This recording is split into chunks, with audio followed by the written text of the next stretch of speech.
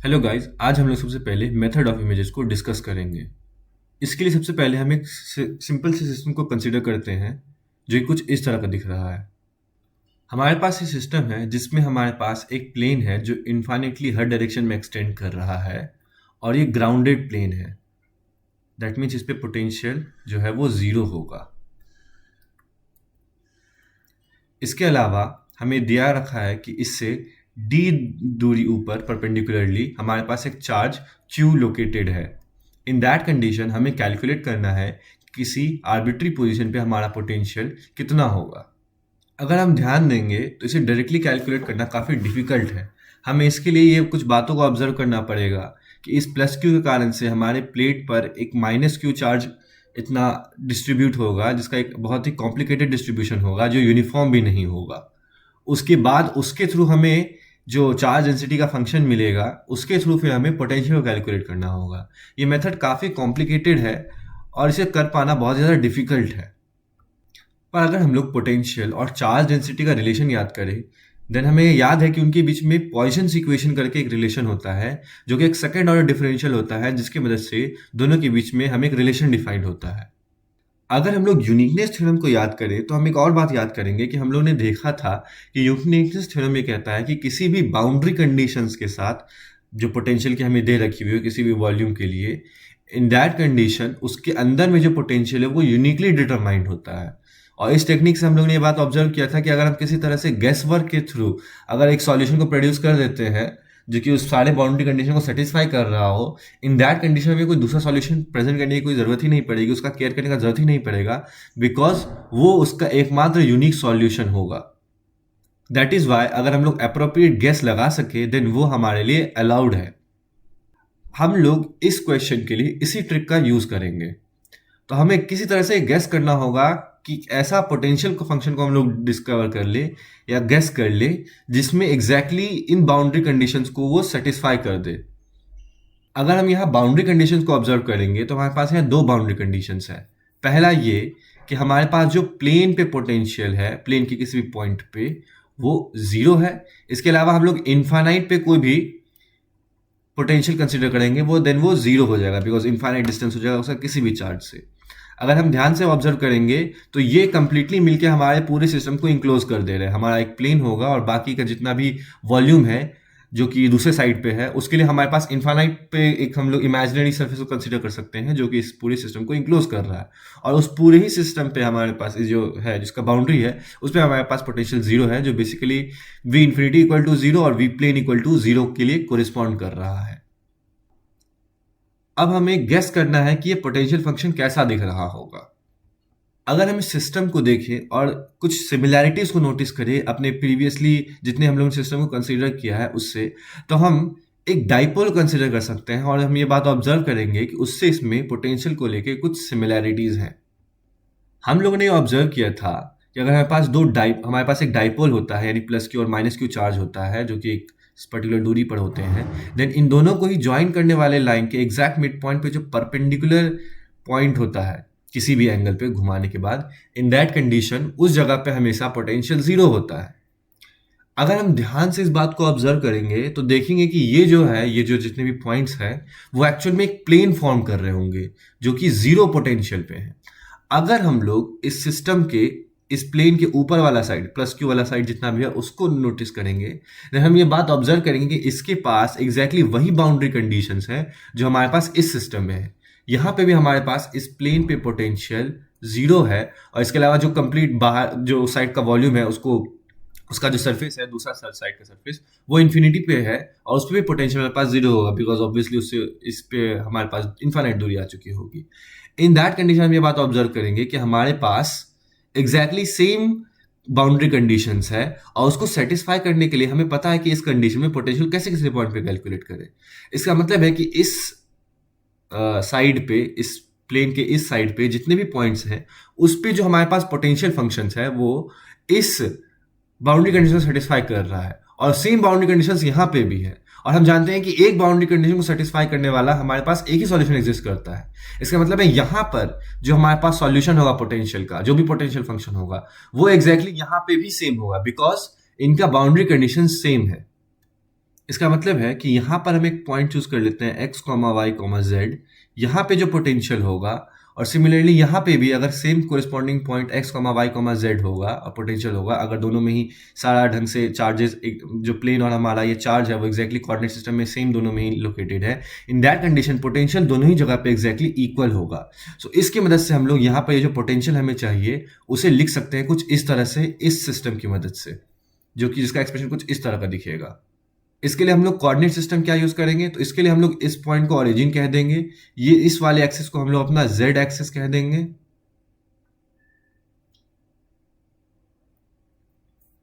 इसे हम अपना x एंड y एक्सिस कह देंगे। सिमिलरली इधर इस वाले डायपोल में भी हम लोग सेम कर देते हैं, तो ये हमारा y और z एक्सिस हो जाएगा, और हमारा जो x एक्सिस है वो हमारे स्क्रीन के एग्जैक्टली परपेंडिकुलर प्लेन में लाई करेगा।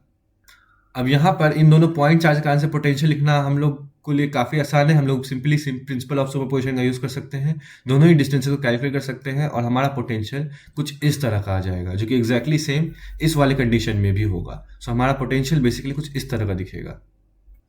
सो हमारा पोटेंशियल का एक्सप्रेशन कुछ इस तरह का दिखेगा। बट यहाँ पे एक और बात ज़रूरी है कि हम लोग इस प्लेन के नीचे वाले रीजन को भी ध्यान से कंसिडर करें। हम लोग इस प्लेन के नीचे वाले किसी पॉइंट को कंसिडर करेंगे, suppose that this point, in that condition क्या हमारे पास जो सेम इस जगह से हम लोग पोटेंशियल कैलकुलेट कर रहे हैं, जो कि सिमिलरली इस वाले किसी पॉइंट पे होगा, उसके साथ सेम होगा?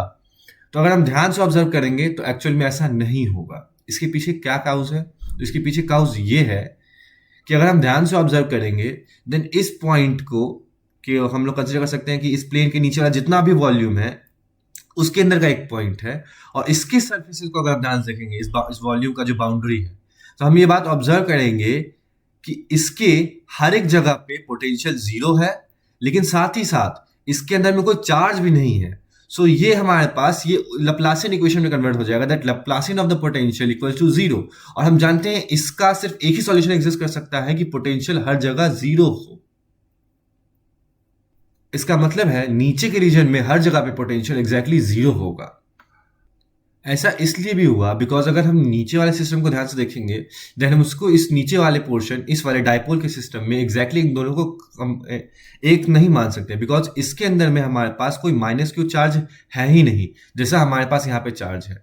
इसका मतलब है कि ये दोनों ही आपस में एग्जैक्टली सेम सिस्टम है नहीं है, इसलिए नीचे वाला पोर्शन में जो हमारा पोटेंशियल फंक्शन है वो काम नहीं करेगा। ऊपर वाले पोटेंशियल को अगर हम लोग बीच वाले प्लेन के अबाउट दो अलग अलग सिस्टम को इनमें कंपेयर अलग अलग कर दे, इन दैट कंडीशन ऊपर वाला सिस्टम तो एग्जैक्टली सेम है, बट नीचे वाला सिस्टम एग्जैक्टली सेम नहीं है। इसलिए ऊपर वाले सिस्टम के लिए तो हमारे पास पोटेंशियल एग्जैक्टली सेम आ गया, बट नीचे वाले के लिए नहीं आया। और नीचे वाले में अगर हम ध्यान से देखते हैं देन उसके अंदर कोई चार्ज नहीं है, और साथ साथ पूरा बाउंड्री में पोटेंशियल जीरो है, जिसके कारण से फोर्सली यहाँ पे हमारा हर जगह पे पोटेंशियल को जीरो होना ही होगा। सो अगर हम केयरफुली यहाँ पे पोटेंशियल के एक्सप्रेशन को देखेंगे तो ये कुछ इस तरह का दिखेगा। हमारा जितना भी वॉल्यूम जो इस प्लेन के नीचे है उसको हम लोग z लेस देन जीरो के मदद से डिनोट कर सकते हैं, और वहां पे हमारे पास पोटेंशियल जीरो हो जाएगा। बट ऊपर वाले रीजन में जो कि z ग्रेटर देन जीरो के कोरिस्पॉन्ड कर रहा है रीजन, उसमें हमारे पास पोटेंशियल कुछ इस तरह का आएगा। यहाँ पर हम लोग एक और बात ध्यान से ऑब्जर्व कर सकते हैं कि अगर हम लोग मान लेते हैं कि इस प्लेन को, जो हमारे पास इनफाइनाइट प्लेन था, उसे हम एक मिरर की तरह सोचें, जो कि जितने भी हमारे पास इमेजेस है उसका एक इमेज प्रोड्यूस कर रहा है, हमारे पास जितने भी चार्जेस का एक इमेज प्रोड्यूस कर रहा है, लेकिन बस उसके चार्ज के मैग्नीट्यूड को फ्लिप कर दे रहा है, यानी इसको नेगेटिव कर दे रहा है, उसका उल्टा एग्जैक्टली चार्ज को कर दे रहा है।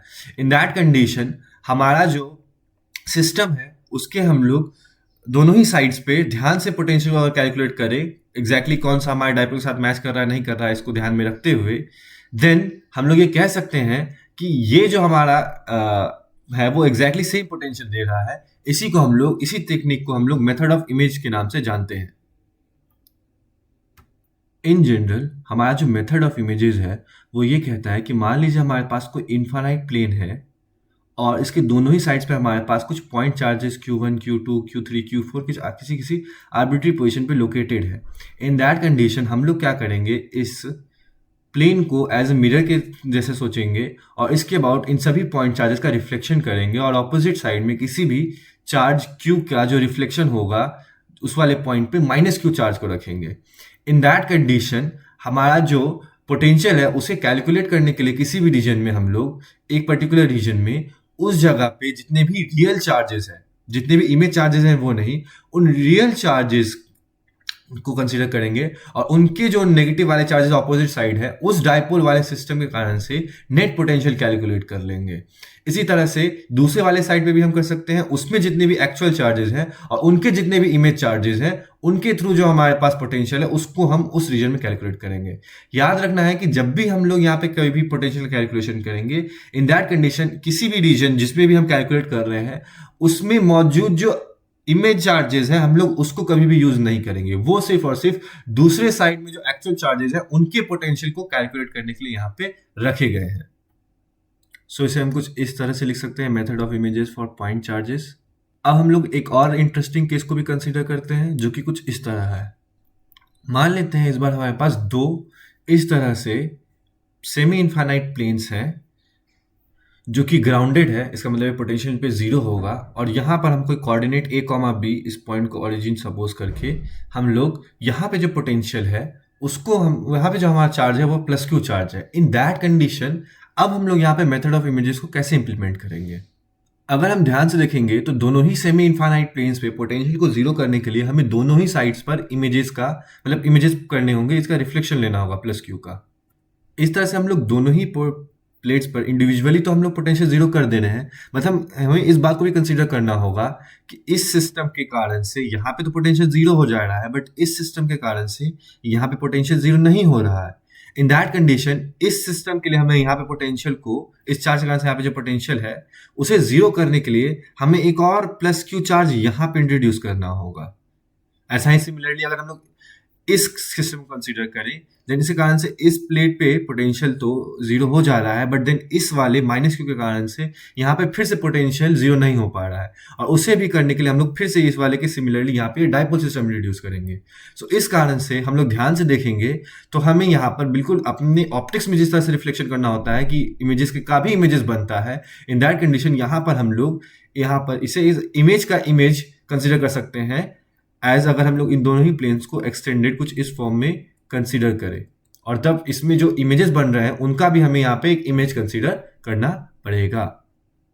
इस वाले कंडीशन में भी हम ये बात ऑब्जर्व करेंगे कि हम इन चारों चार्ज के जो सिस्टम है उसके थ्रू यहाँ पर पोटेंशियल कैलकुलेट तो करेंगे इस वाले रीजन में, जिसके कारण से हम लोग पोटेंशियल अपना v(x, y, z) किसी आर्बिट्री पॉइंट पे लिख सकते हैं बट इस बाकी वाले रीजन में फिर से हमारा पोटेंशियल जीरो हो जाएगा बिकॉज ये कंप्लीटली एक v=0 वाले रीजन से एक्चुअल में अगर हम सिस्टम को देखेंगे, अगर इमेज चार्जेस को छोड़ देते हैं देन हमारा वो सिस्टम में जो इधर साइड वॉल्यूम है वो कंप्लीटली v=0 और बाउंड्री पे भी v=0 वाले सरफेस से बाउंडेड है और यहाँ पे कोई चार्ज नहीं है तो लैप्लास इक्वेशन के कारण से यहाँ पे पोटेंशियल जीरो हो जाएगा। सो इसका मतलब है इस पूरे रीजन में हमारे पास v=0 हो जाएगा इन सभी रीजन्स में और यहाँ पे जो हमारे पास पोटेंशियल होगा वो इन चारों चार्ज के सिस्टम के कारण से जो एक्चुअली दो डाइपोल्स का एक सिस्टम है उसके कारण से जो पोटेंशियल होगा उस के रूप में कैलकुलेट कर सकते हैं।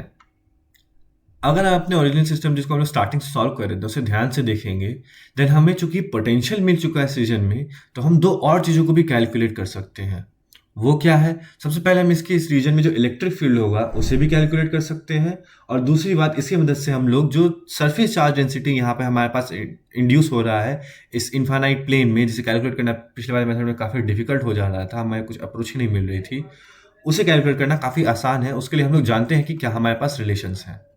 हम लोग इस प्लेन के जस्ट ऊपर इलेक्ट्रिक फील्ड को कुछ इस तरह से लिख सकते हैं, क्योंकि ये कंडक्टर है और वहाँ पर यहाँ पर हमारा जो सिग्मा है वो बेसिकली सरफेस चार्ज डेंसिटी है।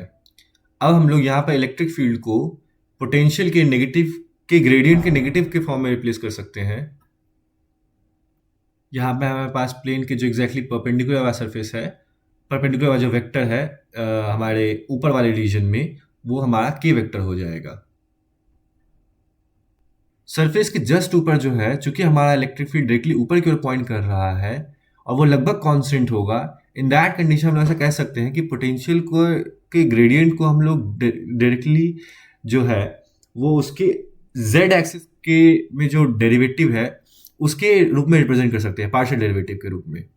हमारा एक्सप्रेशन कुछ इस तरह का दिखेगा और इसे कंपेयर करने के बाद हमें कुछ ये मिलेगा जिससे हम लोग सिग्मा कैलकुलेट कर सकते हैं, क्योंकि हमें जो सिग्मा है वो प्लेन पे कैलकुलेट करना है जो z इक्वल टू 0 की वैल्यू पे कोरिस्पॉन्ड कर रहा है, देन हम यहाँ पर z इक्वल टू 0 पर इस पूरे एक्सप्रेशन कैलकुलेट कर सकते हैं और उससे हमें सरफेस चार्ज डेंसिटी मिल जाएगी।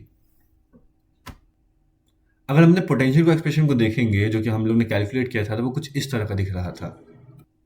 अगर हम इसका z के टर्म्स में पार्शियल डेरिवेटिव्स लेंगे, देन हमें कुछ ऐसा एक्सप्रेशन देखने को मिलेगा जिसे हम सब्स्टिट्यूट कर सकते हैं, जिसमें सब्स्टिट्यूट कर सकते हैं z इक्वल टू 0 और उसकी वैल्यू को हम अपने सिग्मा वाले एक्सप्रेशन में सब्स्टिट्यूट कर सकते हैं और उससे हमें सिग्मा का कुछ ऐसा एक्सप्रेशन देखने को मिलेगा। तो हमारा पोटेंशियल का z के रिस्पेक्ट में पार्शियल डेरिवेटिव कुछ ये आ रहा है और z इक्वल टू 0 सब्स्टिट्यूट करने पे हमें ये वैल्यू मिल रही है, जिसे हम अपने सिग्मा में के एक्सप्रेशन में सब्स्टिट्यूट करेंगे तो हमें ये मिलेगा। यहाँ पर हम दो बात नोटिस कर सकते हैं। पहली बात ये कि हमारा जो चार्ज का जो सिग्मा आ रहा है, चार्ज डेंसिटी जो आ रही है, वो हमारे पास नेगेटिव आ रही है, जो बात सही भी है, बिकॉज अगर हम एक प्लस क्यू चार्ज रखेंगे देन पोटेंशियल को जीरो करने के लिए वहाँ पर एक नेगेटिव चार्ज इंड्यूस हुआ होगा, बिकॉज वहाँ पर से एक एक्सेस इलेक्ट्रॉन आ गए होंगे from earth to maintain equilibrium. इसके अलावा हम लोग एक सर्कुलर सिमेट्री को भी नोटिस कर सकते हैं कि इस पॉइंट से अगर हम किसी भी x, y, z पॉइंट पे जाएं, देन उसकी जो दूरी r होगी, उस सेम दूरी पे यहाँ पे जितने भी पॉइंट्स होंगे उन सब के लिए x square plus y square की वैल्यू सेम होगी और उन सभी पर हमारे पास ये जो चार्ज डेंसिटी आएगा वो सेम आएगा। और ये हम सिमेट्री से भी यहाँ पे ऑब्जर्व कर सकते हैं, जो हमारी इक्वेशन में भी रिफ्लेक्ट हो रही है। अब हम एक और क्वेश्चन को डिस्कस करेंगे जिसमें हमें यूनिकनेस थ्योरम का यूज पड़ेगा। हमारा सिस्टम कुछ इस तरह से दिख रहा है। हमारे पास यहाँ पर दो इनफाइनाइट प्लेन है, एक्चुअल में सेमी इनफाइनाइट प्लेन है, जो कि y इक्वल टू a, यानी या y की इस वैल्यू a पे जो कोरिस्पॉन्डिंग प्लेन है जो कि कुछ इस तरह से दिख रहा है उस पर लोकेटेड है, और एक y इक्वल टू 0 पे जो कि y की यहाँ पे जो 0 वैल्यू है उस पे जो हमारा प्लेन है जो कि एक्चुअल में xz प्लेन है उस पे लोकेटेड है। साथ ही साथ हम ध्यान से देखेंगे तो ये ऊपर वाला प्लेट इन दोनों डायरेक्शन और इस वाले डायरेक्शन इनमें इन्फिनिटी एक्सटेंड कर रहा है। सिमिलरली नीचे वाला भी हमारा इस डायरेक्शन और इस डायरेक्शन में इन्फिनिटली एक्सटेंड कर रहा है। इसका जो हमारा ये वाला एंड है जिसमें हमारा इन्फिनिटली एक्सटेंशन नहीं है, इसमें हमारे पास एक्चुअली हम ध्यान से ऑब्जर्व करेंगे तो हमारे पास एक इन्फिनाइट स्ट्रिप बच जाएगी, एक स्ट्रिप बच जाएगी दोनों ही इन्फिनाइट प्लेन के बीच में। वहां पर हमारे पास एक कांस्टेंट पोटेंशियल v नॉट है जो एक्चुअल में x इक्वल टू 0 के कोरिस्पॉन्डिंग एक प्लेन का एक हिस्सा है। इसे हम ऐसा समझ सकते हैं कि हमारे पास बेसिकली दो सेमी इनफाइनाइट प्लेन है जिनका एक एज है, उसके बीच में हमारे पास एक स्ट्रिप है। इन दोनों ही प्लेन जो सेमी इनफाइनाइट प्लेन है वो ग्राउंडेड है और इसके कारण से उन पे पोटेंशियल 0 है। इसके अलावा जो हमारा स्ट्रिप है जो उन दोनों के बीच में है वहां पर हमारे पास 0 पोटेंशियल नहीं है, बल्कि वहां पे कोई पोटेंशियल v नॉट है। हम ध्यान से ऑब्जर्व करेंगे तो यहाँ पे हमारे पास सारे बाउंड्री कंडीशंस है, बिकॉज अगर हम इसके बीच के रीजन को कंसीडर करते हैं, जितना भी हमारे इन दोनों प्लेट्स और इसके बीच में रीजन होगा उसमें अगर हम ध्यान से देखेंगे तो उसका दो जो उसके एंड्स हैं वो हमारे पास दोनों प्लेट्स हैं जिसपे पोटेंशियल 0 है। एक हमारे पास v नॉट पोटेंशियल वाला प्लेन है और एक इनफाइनाइट दूरी पे हमारे पास है जो कि 0 पोटेंशियल जहाँ पे होगा। सो इस ढंग से हमारे पास सारे बाउंड्री पर हमारे पोटेंशियल पता है। अब एज पर यूनिकनेस थ्योरम हमारे पास यहाँ पर एक सॉल्यूशन होगा। अब हम यहाँ पर या तो गेसवर्क का यूज कर सकते हैं या फिर हम सॉल्व करने की कोशिश कर सकते हैं। इस वाले क्वेश्चन में हम लोग इसे एग्जैक्टली सॉल्व करने की कोशिश करेंगे। हम ध्यान से देखेंगे तो इस हमारे पूरे रीजन के अंदर में कोई भी चार्ज नहीं है, इसका मतलब है यहाँ चार्ज डेंसिटी 0 है, तो हम लोग यहाँ पे लैप्लास इक्वेशन यूज कर सकते हैं। एक बात और हम यहाँ ऑब्जर्व कर सकते हैं कि अगर हम लोग z के डायरेक्शन में, इस डायरेक्शन में किसी भी जगह पे हम किसी भी पॉइंट पे जाएं, सपोज दैट हम किसी पॉइंट पे हैं और z डायरेक्शन के अलोंग कोई भी मोशन कर रहे हैं, इन दैट डायरेक्शन हम लोग जब भी मूव करेंगे तो हम एक पॉइंट से दूसरे पॉइंट में जाने के बाद हम देखेंगे चूंकि हर डायरेक्शन में इस z एक्सिस के अलोंग दोनों ही डायरेक्शन में हमारा प्लेन इनफाइनाइटली एक्सटेंड कर रहा है, देन हमें एग्जैक्टली सेम पोटेंशियल मिलेगा। यानी हम कह सकते हैं कि z डायरेक्शन में जो हमारा पोटेंशियल है वो हमेशा एक कांस्टेंट वैल्यू होगी। इसका मतलब ये है कि अगर हम लोग उसका डेरिवेटिव कंसीडर करेंगे तो वो 0 हो जाएगा, और जब हम उसका सेकंड ऑर्डर डेरिवेटिव कंसीडर करेंगे तो वो भी 0 ही हो जाएगा। सो हमें इस लैप्लासियन को जब हम एक्सपैंड करेंगे तो हमें z वाले टर्म को कंसीडर करने की जरूरत नहीं है। सो हमारा एक्सप्रेशन कुछ इस तरह का दिखेगा। अब यहाँ पर हम लोग वेरिएबल सेपरेबल की टेक्निक को यूज करेंगे, क्योंकि हम जानते हैं कि पोटेंशियल x और y का फंक्शन होगा, z का भी फंक्शन होगा, बट z के रिस्पेक्ट में एक कांस्टेंट है तो उसके लिए हमें केयर करने की जरूरत नहीं है। सो हम लोग ऐसा कह सकते हैं कि हमारा पोटेंशियल को हम लोग दो अलग अलग पोटेंशियल में कन्वर्ट कर सकते हैं, उसको उसके फंक्शन को सेपरेट कर सकते हैं, जिनकी की प्रोडक्ट के रूप में हम लोग अपने ओरिजिनल पोटेंशियल फंक्शन को लिख सकते हैं। ये टेक्निक हर जगह एक्चुअल में काम नहीं आएगी, क्योंकि हमें कई बार ऐसे फंक्शंस मिल सकते हैं पोटेंशियल के जहां पर एक्स और वाई में हम उसे ऐसे सेपरेट नहीं कर सकते, उसे दो फंक्शन में के प्रोडक्ट के रूप में लिख सकते हैं, जिसमें से एक प्योरली एक्स का फंक्शन हो, एक प्योरली वाई का फंक्शन हो। बट हम लोग इस वाले केस में से ट्राई करेंगे और हम देखेंगे कि हमें एक सॉल्यूशन मिल जाता है, और चूंकि हम जानते हैं कि हमें एक सॉल्यूशन अगर मिल जाता है तो वही एकमात्र सॉल्यूशन है, तो हमें दूसरे सॉल्यूशन की चिंता करने की जरूरत नहीं है। हालांकि ये टेक्निक हर जगह काम नहीं करेगी। सो हम अपने पोटेंशियल के फंक्शन को कुछ इस तरह से एक्सप्रेस कर सकते हैं। अब हम इस पोटेंशियल के अपने फंक्शन को ऊपर वाले इक्वेशन में सब्स्टिट्यूट करते हैं और उससे हमें कुछ ये क्वांटिटी देखने को मिलेगी। सो यहाँ पे हम लोग पार्शियल डेरिवेटिव को अप्लाई करने पे हमें ये मिल रहा है। अगर हम इसे थोड़ा सा मैनिपुलेट करें इस इक्वेशन को, तो हमें कुछ ये देखने को मिलेगा कि हमें कुछ ऐसा फॉर्म मिल रहा है। सो इस फॉर्म में अगर हम एक बात नोटिस करें, देन हम देख सकते हैं कि हमारा LHS जो है वो कम्प्लीटली एक x का फंक्शन है, और हमारा जो RHS है वो कम्प्लीटली एक y का फंक्शन है। दो डिफरेंट वेरिएबल्स के प्योरली फंक्शंस आपस में इक्वल तभी हो सकते हैं जब दोनों ही कांस्टेंट हो जाए, मतलब दोनों तरफ अगर हमारे पास एक कांस्टेंट वैल्यू हो तभी वो आपस में इक्वल होंगे। वरना ऐसा हो सकता है कि x का अगर x के टर्म्स में अगर हमारा LHS में वैल्यू आ रहा है, y के टर्म्स में आ रहा है, देन हम x और y के कुछ ऐसे पॉइंट्स कंसीडर कर सकते हैं जहां पर ये दोनों वैल्यूज आपस में इक्वल नहीं हो। इसका मतलब है इन दोनों को ही किसी कांस्टेंट के इक्वल होना होगा और एक्स और वाई पे डिपेंड नहीं कर सकते हैं। अगर हम दोनों के ही हमारा जो RHS और LHS में जो फंक्शंस है उसके एक कांस्टेंट के रूप में उसे सब्स्टिट्यूट करें उसकी वैल्यू को, देन हमें कुछ ऐसे इक्वेशंस देखने को मिलेंगे। इससे हमें कुछ ऐसे डिफरेंशियल इक्वेशंस मिल रहे हैं।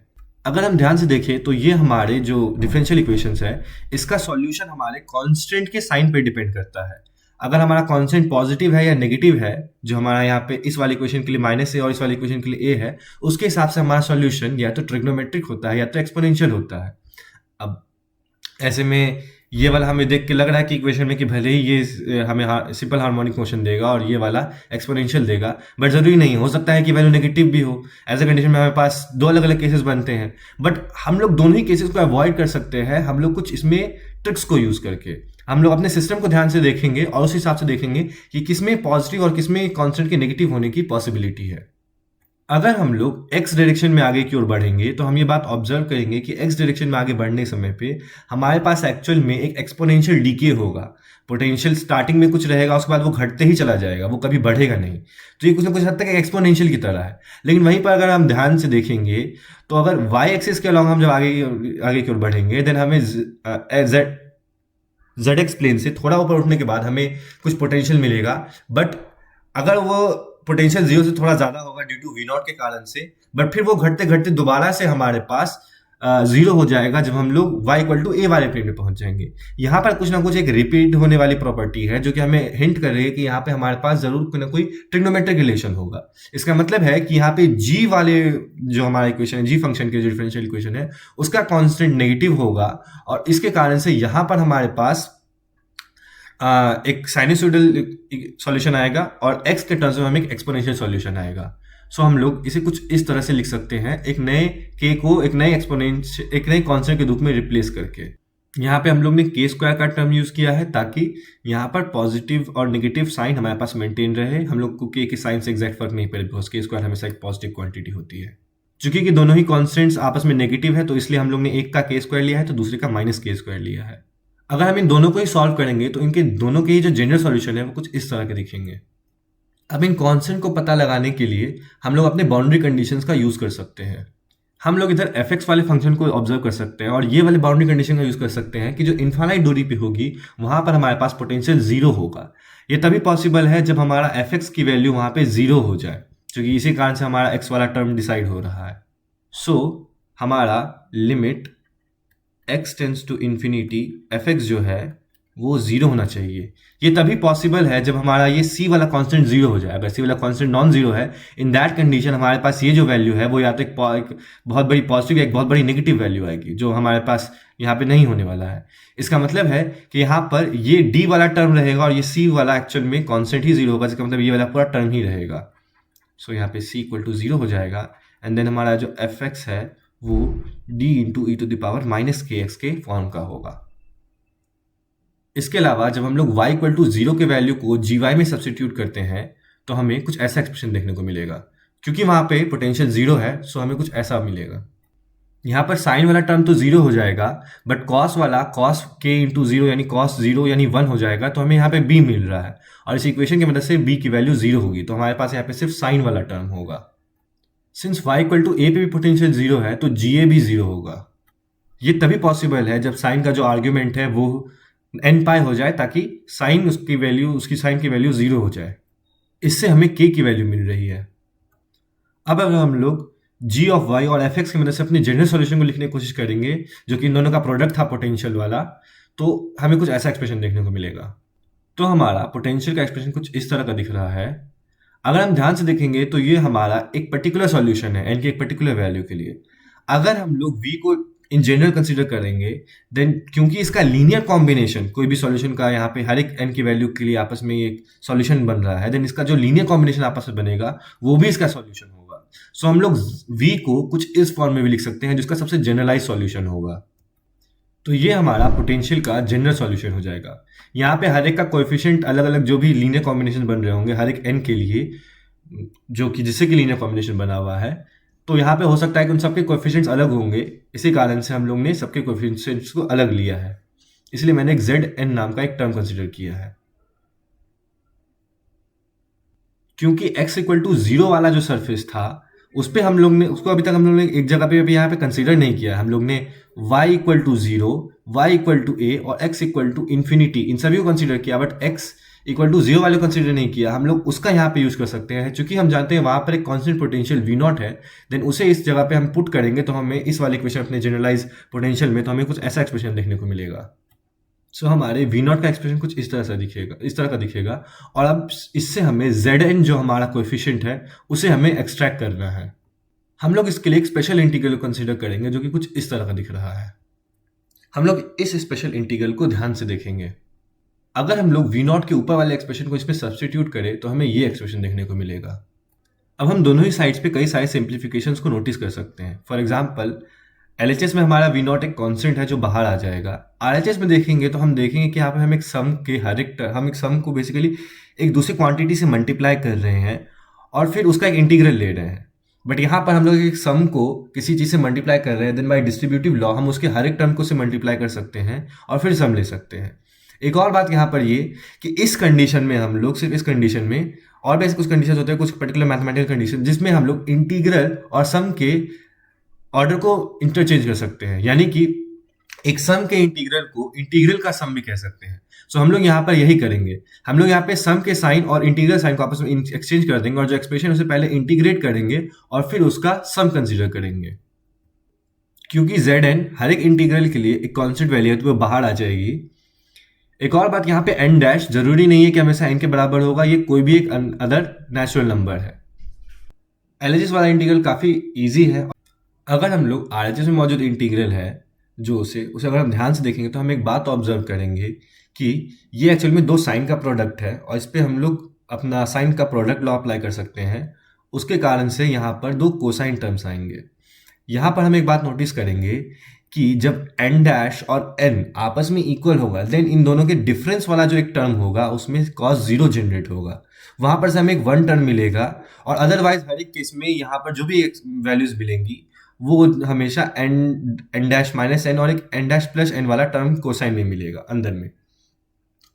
अगर हम लोग उनको दोबारा से इंटीग्रेट करते हैं, देन जब n डैश n के इक्वल नहीं है तो हमारे पास दो कॉस वाले टर्म से दो साइन वाले टर्म आएंगे और जब हम उसे 0 से a के बीच में इंटीग्रेट उसके एंड पॉइंट के वैल्यू को सब्स्टिट्यूट करेंगे, देन वहां पे वो पाई के एक इंटीजर मल्टीपल में कन्वर्ट हो जाएगा और वहां पे हमें टोटल वैल्यू 0 मिल जाएगी। सो उस इंटीग्रल का हमें कोई वैल्यू नहीं मिलने वाला है।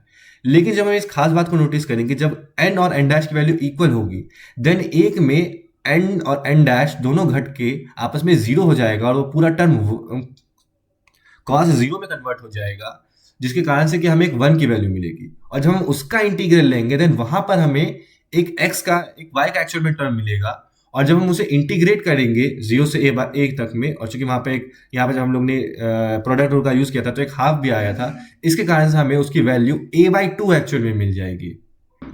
सो हमारा ये इक्वेशन बन जाएगा। यहाँ पर हम ध्यान से देखेंगे तो ये वाला टर्म और कुछ नहीं है, बल्कि इस वाले इंटीग्रल का सिंप्लीफिकेशन है। इस वाले में अगर हम ध्यान से देखेंगे देन एन डैश की सिर्फ एक ही वैल्यू होगी जिसपे कि ये पूरा इंटीग्रल एंड मतलब एन की यहाँ पे एक ऐसी वैल्यू होगी, इस पूरे जो अलग अलग इंटीग्रल्स लेंगे जिसका हम सम ले रहे हैं उसमें से एन की एक स्पेसिफिक वैल्यू सिर्फ एन डैश होगी, जिसपे जब हम इस इंटीग्रल को कैलकुलेट करेंगे तो a/2 मिलेगी वैल्यू, बिकॉज उस पर दोनों ही टर्म्स आपस में एन और एन डैश इक्वल होने के कारण से एक 1 का टर्म आता है इंटीग्रल में, जिससे एक्स के टर्म के कारण से a/2 वैल्यू आएगी और सब जगह पे 0 आएगा।